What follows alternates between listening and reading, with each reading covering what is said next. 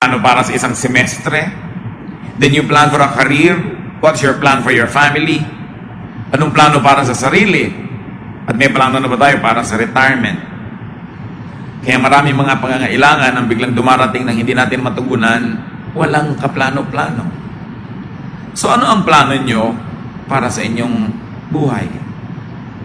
Kung hahati-hatiin ang natitira pang panahon ng ating buhay into 5 or 10-year segments, ano-ano ang gusto nyo mangyari? Siyempre, hindi naman lahat ng plano natin yun ang mangyayari. Pero may plano ka, meron kang sinusunod na direksyon, meron kang goal, which you cut down into achievable objectives, and then to-dos and not to-dos, hanggang nabubuo yung panahon, nakikita mo, nabubuo rin yung plano. Proverbs 16:20, if you know what you're doing, you will prosper. So how do we plan? First of all, know. Be knowledgeable. Bawat alam ng ating isip ay parang isang kasangkapan, isang tool na nagpapadali ng trabaho. Nagbubukas ng pinto, parang susi. Nag-aakyat sa isang mataas, parang elevator. Nagbibigay ng liwanag sa madilim. So know the facts of your life. Know your strengths. Know your weaknesses. And very importantly, know what you want. Ano ba talaga ang gusto mo sa buhay? Lagi marami nagtatanong sa akin, ano po ba ang mahalagang qualities ng isang lalaki o babae para i-consider ko na maging asawa? And I always answer the same way, what can you not live without? Yung talagang hindi ka mabubuhay pag wala yun sa partner mo, dapat makita mo sa kanya. And then dapat alam mo rin what you can live without. Gusto mo lang, but you can live without. So don't have a partner that doesn't have what you cannot live without. Kaya dapat alam mo talaga kung ano yung gusto mo. Marami kahit sa pag-aasawa, hindi napapatama ang pagpili o ang pagpapakasal kasi hindi naman nila alam kung anong gusto nila sa buhay eh. Na-in love lang sila dahil makapalang kilay. Dahil maganda ang boses, dahil text ng text, dahil thoughtful, pero mamaya naghihiwalay, nagkakagalit, o impyerno ang buhay together, o kung hindi man impyerno, boring, pinagtsatsagaan na lang, total, mamamatay din tayo pagdating ng araw, tapusin na lang to. Ganun lang ba yun? Minsan ka lang mabuhay. So what do you want? Do you want, halimbawa, to have material success? Then huwag ka mai-inlove sa taong walang ambisyon kahit gaano kakapal ang kilay. What do you want? Do you want yung mga matatamis na mga sandali araw-araw? So pwede nang tamad, basta thoughtful. Diba? So what do you want? It must be clear. At dahil tayo nilikha ng Diyos na unique, meron tayo talagang kanya-kanyang gusto at kanya-kanyang ayaw. So don't have anybody na meron nung talagang hindi mo pwedeng pagtsagaan na may ugaling ganon kahit marami pa siyang qualities na maganda pero hindi mo pwedeng pagtsagaan yung ganito niyang quality, then have someone else or don't have anybody at all. Importante na nasasabi natin yun. No. Very importantly, know yourself. At kung may papakasalan ka o magiging business partner, matagal na pagsasama yan, know the other person. Hindi yung parang suntok sa buwan. Kailangan may facts. And over and above knowledge, be discerning. Hindi lahat ng bagay nalalaman, pero yung mahalaga, nararamdaman. Kailangan may pakiramdam ka. Ito bang gagawin kong negosyo? Kahit sa alam ko maganda, pero ano ba yung nararamdaman ko? Ano ba yung kutob ko? Spiritual beings tayo, nilikha tayo sa image ng Diyos, meron tayong espiritu, kaya meron tayong ibang dimension ng pagsukat sa mga bagay. Hindi lang yung knowledge by facts, but what does your spirit tell you? Ano yung iniisip mo na tapos baligtad yung nararamdaman mo? Napakarami mga tao, pagka napatunayan na nila ang isang mali, tsaka nila sasabihin, sabi ko na be, may nakukutuban na nga ba ako dito sa taong to eh. May nararamdaman na nga ba ako. Pero hindi nila in-operationalize. Ang in-operationalize nila yung what they know, or what they see, or what they hear. So be discerning. Proverbs 16:25. Sometimes what seems right is really a road to death. Kaya lang halos patay ka na o naghihingalo ka na bago malaman mong mali yung daan na yon. Kaya hindi lang dapat alam, pinapaandar din yung espiritu, yung discernment. Therefore, you want to really plan and you want to invest in your plan, you invest time, talent, treasure in your plan, pray. Para sa prayer life mo pa lang, bago pa mangyari ang mga mangyayari, meron ng salaan na pili na ng langit para sa iyo dahil alam ng langit ang punot dulo ng mga bagay. Kaya dapat lagi kang nakikipag-communicate sa kalangitan. Makiramdam, observe. Kaya mahalaga rin, hindi nagpapadalos-dalos. Hindi nagmamadali. Ang mahalagang bagay, hindi ipinagmamadali. Malaki kasi ang damage pag nabuhol na, tapos saka mo palang uli kakalagin. Nailak na, tsaka muli bubuksan. Naikasal na, tapos maghihiwalay. Napirma na yung contract, tapos gusto mong umatras. Nag-down ka na agad sa condo na to, sa kotse na to, yung pala ayaw mo, then forfeited na yung reservation fee mo. May bayad pag laging nagmamadali. Kaya mga salesmen, lagi kami namadali para huwag ko na maisip lahat yung negative. The Lord never hurries us up, especially if it's about an important direction in life that we have to take. How else do you plan to succeed? Get God's approval for your plan. Kailangan approve ng Diyos, kailangan kakampi mo ang Diyos sa lahat ng project ng buhay mo, lalo sa malalaki. Check your motives against God's teachings. Anong bang motibo ko? Ano ba ang tayo ng motibo ko doon sa katuroan ng Diyos? You've got to check your motives against God's teachings. Proverbs 16:2, we may think we know what is right, but the Lord is the judge of our motives. So again, check your motives against God's teachings. Know God's word, because how can you check if you don't have a standard by which you will check? So alam mo ang salita ng Diyos, sa ulado mo hanggat maaari, para may pumapasok pa lang na isipin, alam mo na agad ay hindi kanya ang gusto ng Diyos. Iba ang sinasabi ng Word of God. Psalm 119:11, I have hidden your word in my heart that I might not sin against you. Itinago ko na sa puso ko para pag may papasok sa puso ko, ay may tao na pala.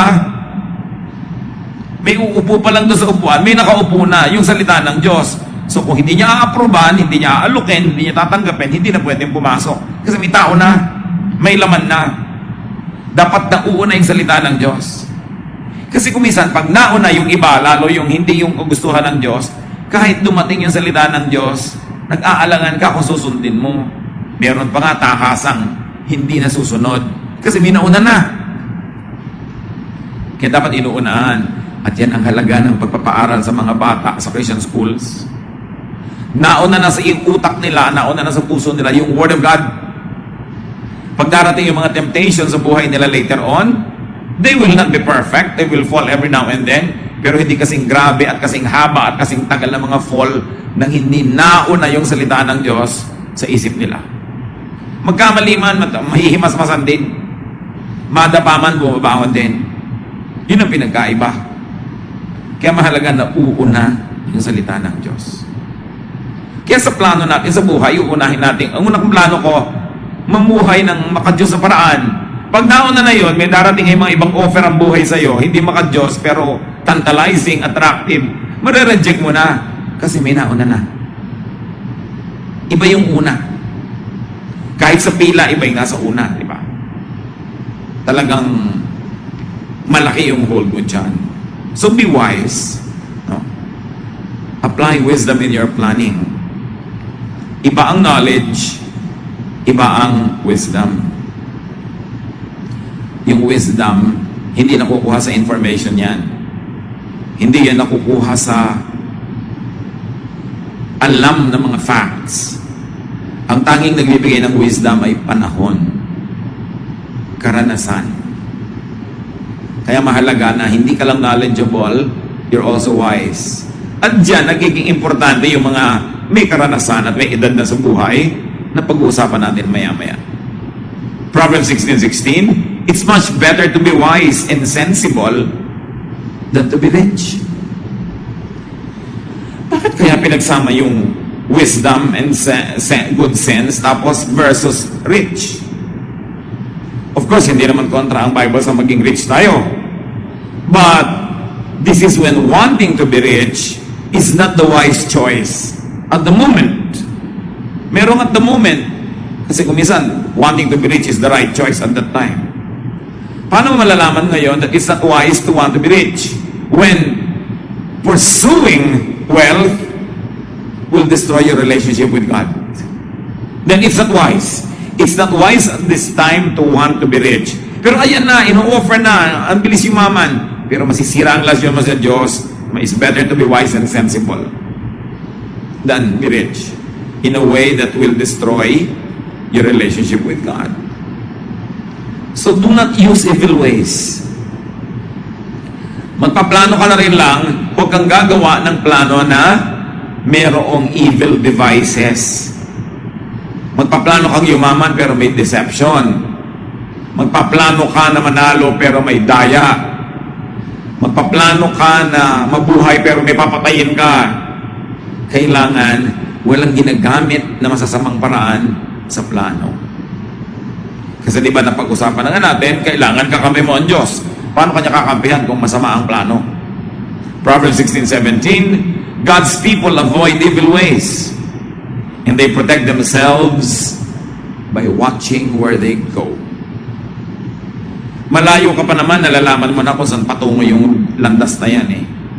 Bihira naman yung biglang-biglang lumiliko sa mali. Usually alam mo na yung direction na yon. Dahan-dahan nagiging malinaw sa iyo na mali yun. Huwag na lang. Atras na lang. It's not worth it to destroy a relationship with God for wealth. Kasi kahit gaano karami yung pera mo, pag hindi ka naman pinayagan ni Lord na ma-enjoy yun, hindi mo rin ma-enjoy yung pera mo. Pero kung kasama ka ni Lord, gusto ka ni Lord pag-enjoy yan, kahit konti lang yung pera mo, na-stretch. Ang daming nangyayari sa konti. Iba na yung nabubuhay tayo sa favor ng Panginoon. Do not be proud in planning. Proverbs 16:18, too much pride will destroy you. So kung proud yung paraan mo ng pagpaplano, yung nagiging mayabang ka kahit sa sarili mo mga magulang, sa mga pinagkakautangan mo ng loob, sa mga dapat mong igalang, sino mga nagsasabing magtatagumpay ang ganong plano? And never plan for pride. Bakit naman po nagbabala kayo na ang laki-laking bahay ang ipatayo? Aba, syempre, para matalo natin yung kapitbahay natin. Walang kwentang plano yun. Bakit gusto mong makatapos ang napakataas na pag-aaral? Uhaw na uhaw ko ba sa karunungan? Hindi. Para matalo ko yung mga pinsan ko. Pinakamataas ang title ko. Bakit naman kailangan natin ng kotse? Para makapagyabang tayo. Diba? Kahit sa ministry. Ba't kailangan natin magpatayo ng laki-laking building? Para kung pagyabangan pala yung iba, para patunayan mong ikaw yung pinakamahusay, walang kwenta yung ganung plano. Hindi ibig sabihin na pag gusto mo ng malaking bahay, o kotse, o education, o magandang church building, masama yung plano mo. Ang sinasabi natin, yung laman ng kalooban mo, yun ang alam ng Diyos. Kasi sa labas mukhang maganda yung plano, pero yung pala yung loob, bulok. May ibang hidden agenda, doon naman tumitingin ng Lord sa puso. Kaya dapat tinetest mo ang sarili mo against God's word and against your own conscience. Ito bang pinagsasasabi ko ay totoo? Ito ba ay tama? Gusto ko ba talaga na maging excellent only because I like to serve God excellently? O gusto ko magpa-impress? May isang ayaw na ayaw ang Panginoon, yung pride. At ang mga taong proud, laging hirap ang loob. Kasi una, takot silang hindi magtagumpay dahil gusto nilang i-maintain yung pride nila. O kaya hindi sila matahimik dahil lagi nilang binabantayan yung achievement ng neighbor nila, baka sila malampasan. Hindi sila peaceful kasi lagi sila nakikipag-compete. Kaya it's much better to be humble. Yung hindi mo itinataas ang sarili mo, tapos hindi ka nga tumaas, o di wala sisihan. Wala kang dapat itago, wala kang dapat pagtakpan. Relax ka lang. Mahirap yung nagme-maintain ka ng hindi mo kaya. O lagi kang natatakot na baka hindi mo na ma-maintain next time. So don't ever leave space for pride when you plan. So pag nagpaplano tayo ngayon mga kapatid, tinatanong na natin, para ano ba to? Para mapangyabang? Do not plan with ungodly people. Psalm 1:1 says that, blessed is the man who does not walk in the counsel of the wicked, nor does he stand in the way of sinners, or sit in the seat of mockers. Pinagpapala ang mga taong hindi nakikipagmabutihan, nakikisangkot, nakikiisa sa mga masasama. Damay-damay kasi yan. Ang ganda ng plano, pero yung kapartner mo hindi mabuti. Bali, wala. I remember some years ago, there was a very successful developer of buildings, of condominiums. Tumawag siya sa akin, sabi niya, I have a very short question, Pastor, but I need your opinion. What is it? There's a very big business that I can do. And I support missions and missionaries and churches. And out of this project, I can support so much more of God's work. But there's only one question that's in my mind. So what was the question? The potential business partner is a man of another religion, a religion that we really cannot accept. We cannot even tolerate, not accept it. It's so different from the way we believe. And he also is very supportive of his religious missionaries. Sabi niya, so the business will be good for both of us if we are friendly in the boardroom. And what is your counsel? So sabi ko, okay, kikita ka ng maraming pera, makakasupport ka maraming missionaries and churches. Pero yung kapartner mo ganun din, makakasupport din siya ng maraming missionary and churches sa kakontra ng church natin. So magkaibigan kayo sa boardroom, pero ang mga missionaries yun nagbabakbakan sa mission field. I don't think it's a good partnership. It was billions of pesos, and this guy just canceled it. So kami niya, yes, I suspected that that's what you'd say. So called off yung plano. Kasi yung mga kapartner, hindi ka lugod-lugod sa Diyos. Lalo naman yung magpapakasal ka, partnership yun. Tapos yung partner mo, hindi ka lugod-lugod sa Diyos. Para sa'yo, huwag kang matakot mag-cancel. Kahit may imbitasyon na. Na-print na po yung invitation eh. I-refund na lang kita, anak. Huwag mo dalang ituloy yung kasal. Magkano ba imbitasyon mo? Huwag yung dahilan ganun, mapapahiya po kami. Mapapahiya din kayo pag naghiwalay kayo 5 years from now. Ngayon na kayo magkahiyaan. Para hindi lumaki yung damage. Tayo mga anak ng Diyos dapat free. Hindi ka napipilitang gumawa ng isang bagay dahil lang kahiyaan, dahil lang kasubuan. Behave like free people. We have been redeemed by the blood of Christ to be free. Ayaw mong kainin yung isang bagay, kakainin mo dahil nahihiya ka. Pwede mo nang sabihin thank you very much, I appreciate the idea, pero I really don't like to eat this. You're a free person. Basta polite. Hindi ka makakasakit needlessly. Hindi ang dami-dami mong ginagawa na lapag sa kalooban mo na para kang isang alipin. Hindi ka na alipin kay Jesus. Reviewin nyo, anong mga pinagkagagawa nyo na ayaw nyo naman. Set yourself free. Truth sets free. Jesus sets free. Basta yung the way you set yourself free is not hurtful to anybody or destructive. Pero tiyan mo yan, ikaw dapat pumili kung anong gusto mong ilagay dyan. Katawan mo yan, ikaw pumili kung saan mo gusto mong pumunta, sa libing, sa kasal, sa anong event, hindi yung nakakahiya namang tumanggi. Nabubuhay ka para maging matulungin, pero hindi ka nabubuhay para pagbigyan ang lahat ng gustong ipagawa sa iyo ng tao. Yung sunod-sunuran sa napakarami mga tinig, yun ang maliligaw sa buhay. Yung ginagawa lahat ang gusto ipagawa sa kanya ng kapwa, yun ang walang magagawa para sa sarili. Kaya kailangan free ang tao. And you are free not to pursue any relationship that is ungodly.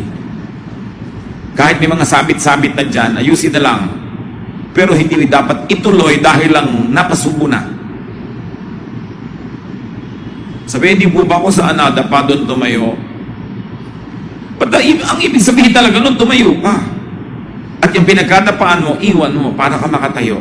Whatever it is in your life. I feel so strongly inside of me, mga kapatid, na may kinakausap ang Panginoon sa message na to. Dito mismo sa hall na to. Be free. Hindi kailangang ituloy ang pakikipag-partner sa hindi dapat. Sa hindi karapat-dapat at sa hindi marapat. Proverbs 16:29, don't trust violent people. They will mislead you to do the wrong thing. Hindi basta-basta nagtitiwala. At kung nagtiwala ka man, nakakita ka ng dahilan para bawiin ang tiwala na yon, bawiin mo. Hindi ka kailangang mapasubo. At tulad ng binagin natin kanina mga kapatid sa pagpaplano, listen to and get wise advice. We have said, and let me repeat it, wisdom is not knowledge. Wisdom is not information. Wisdom is time, experience, age, filtered by wise and prudent remembrance. Kailangan natututo tayo sa bawat pagkakamali. Kaya ang daming mali, yun ang may potential na maging napakatalino. Liban na lang kung paulit-ulit yung mali. Tulad yan, merong isang aeroplano na nagkaroon ng miscalculation sa pagland sa airport, nasa mga dyaryo.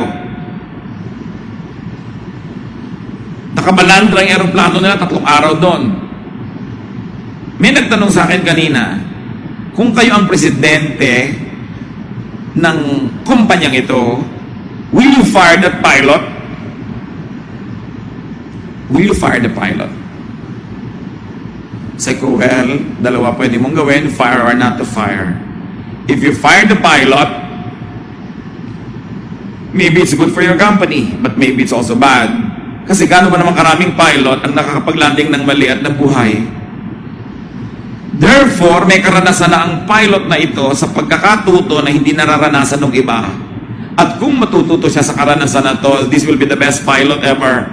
Kasi naranasan na niya yung mistake. If he learns from such mistakes.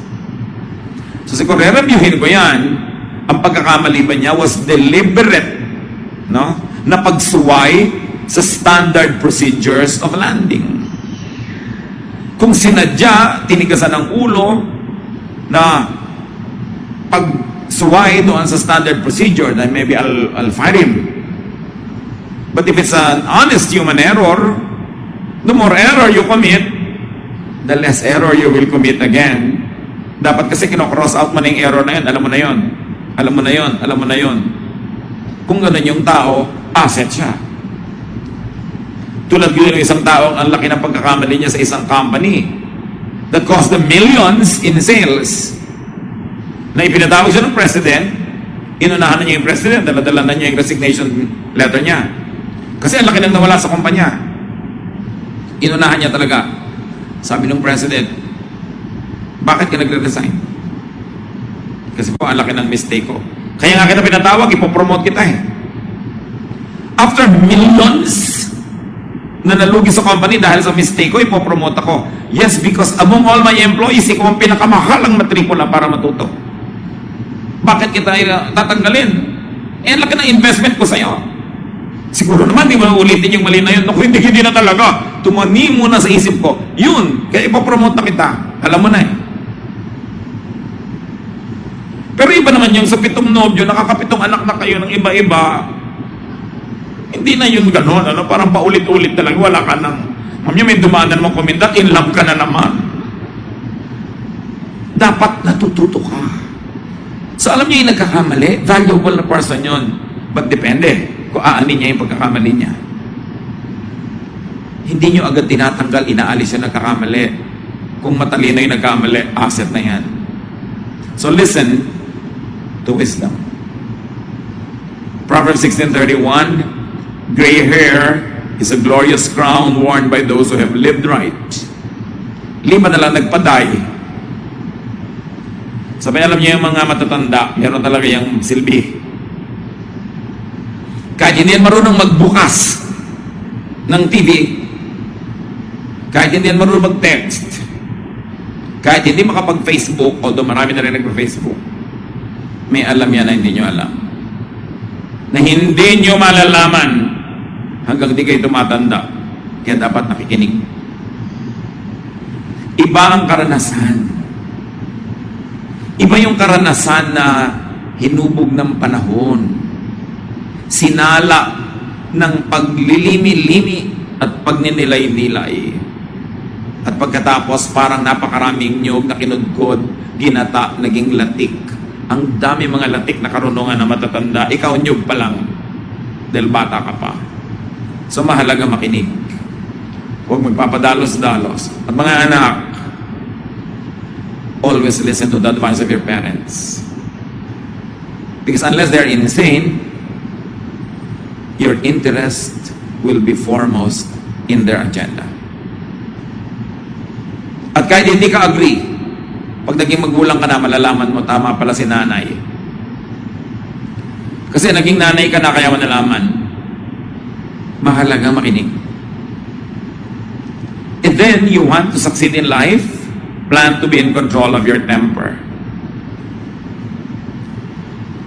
Put your temper under control.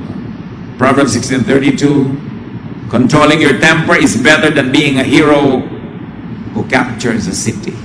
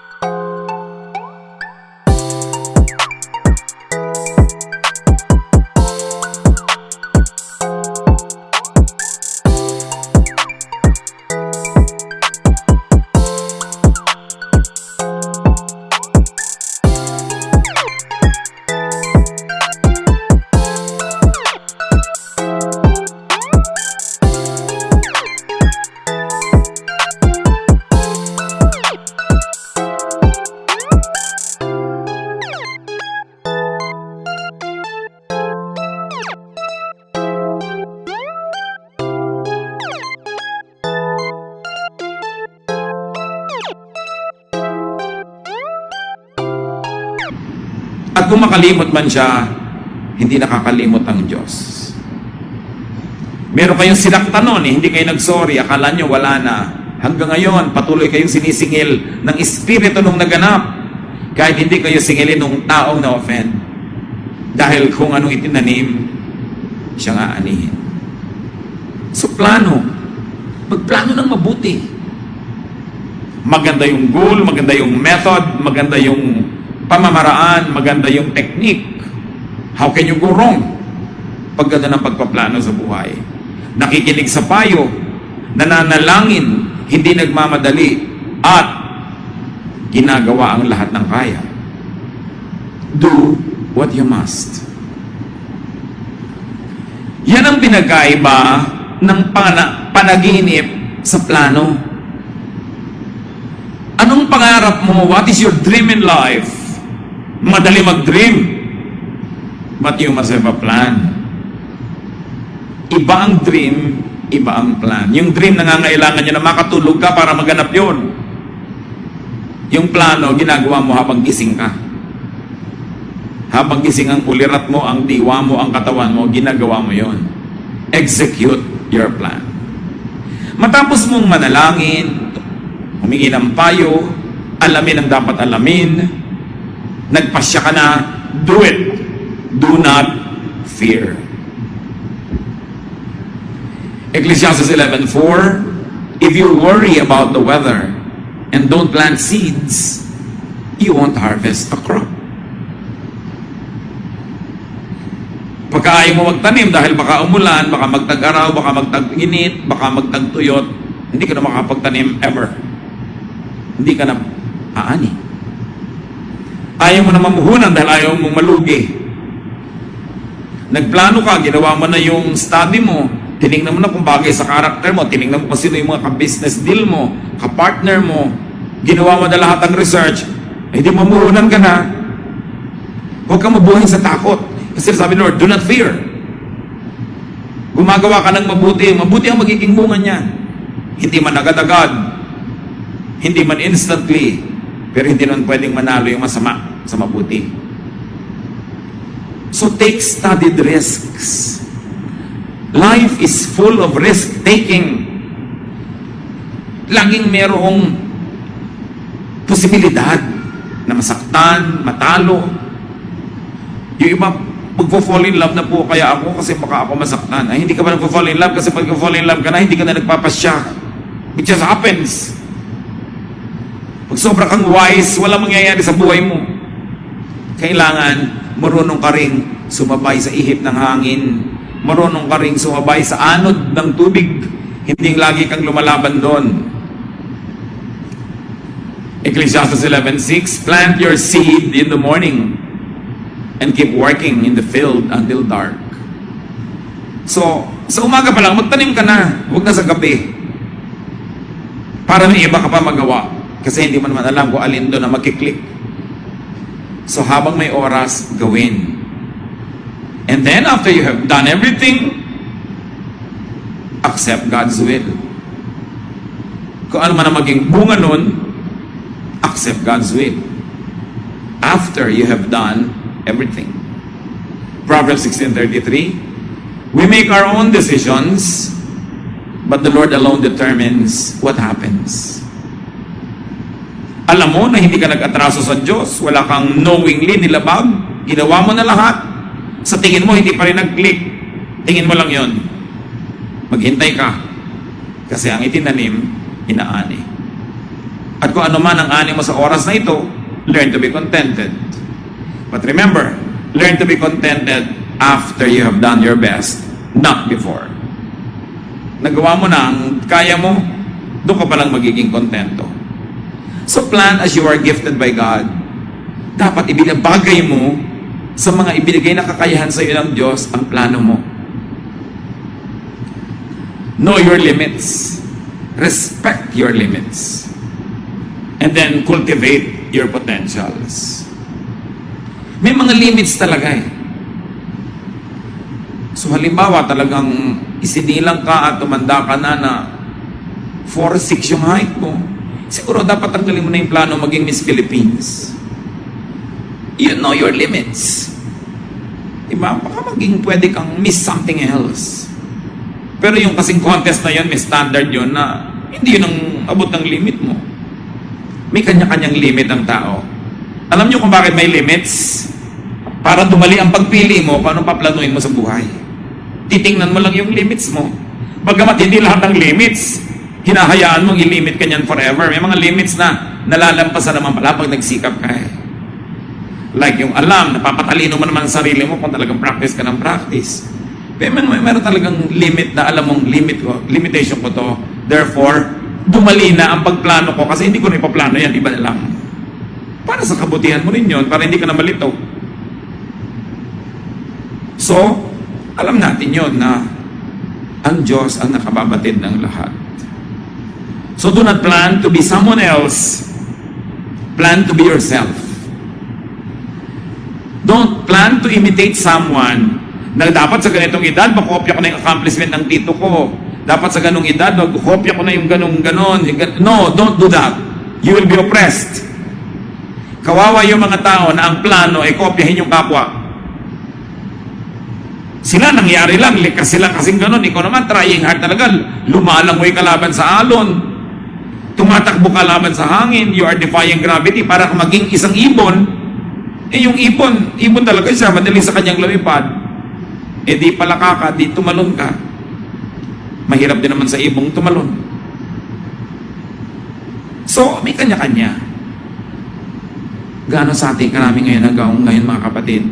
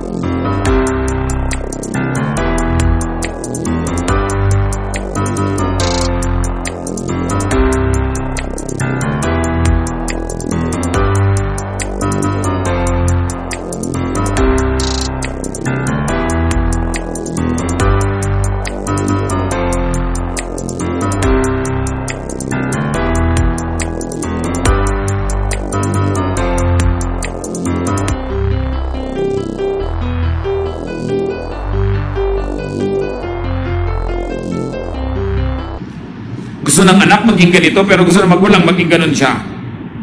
Yung tao nakakaalam ng sarili niya, ng talent niya, ng hilig niya, pero i-impose ng nanay, kailangan maging dentist ka. Lahat ng kapatid ko, dentist. So, sinong naging sagabal sa katuparan ng plano ng anak? Ang nagmamahal na magulang. Kasi mali ang pag-define niya ng pagmamahal. Ang mga tita mo, mga successful dentist, gusto ka maging successful ka rin, therefore maging dentista ka. Eh, hindi naman pala yun ang calling ng tao sa buhay. Nakakabulag kuminsan ng pagmamahal. Akala natin, mas alam pa natin kung ano ikakabuti ng may sariling katawan just because mahal natin siya. Set people free. One of the best gifts that parents can give to their children is to set them free to pursue who they are. Hindi pa niya ikaw laging manaig. Kaya ang unang-unang nagaganap pag may isisilang na bata na lalagot ang puso,